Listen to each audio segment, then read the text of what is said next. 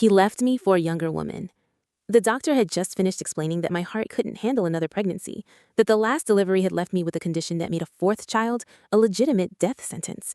And I felt a wave of relief wash over me because I finally had a medical reason to stop the constant cycle of trying for a boy.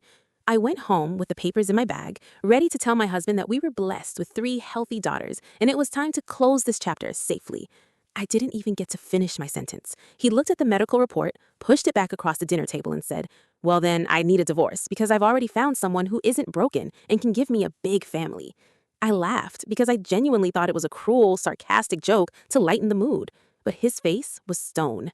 He explained that a big family for him meant a minimum of 6 kids, and he had been talking to a 23-year-old receptionist from his office who wanted 10. He said this as if he were explaining a business acquisition, a logical merger that required a healthier breeder. I sat there listening to the man I had sacrificed my body for, watching him pack a bag while our 3 daughters slept in the next room. He moved out that weekend, and the loneliness was crushing until the numbness set in. The plot twist came 8 months later, long after the ink on the divorce was dry. He called me, not to talk to the kids, but to scream at me in a hysterical whisper because his new wife had just left him. Apparently, the 10 kids dream was just a fantasy, and after the first pregnancy turned out to be high risk with triplets, she panicked and terminated the pregnancy because she didn't want to ruin her figure. He cried on the phone, telling me he was alone, and I realized his idea of a family was never about loving the children. It was about his ego's legacy.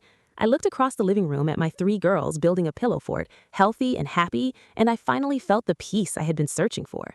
I didn't hang up on him because he was angry. I hung up because he was boring, and I had a life to get back to where I wasn't just valued for my uterus.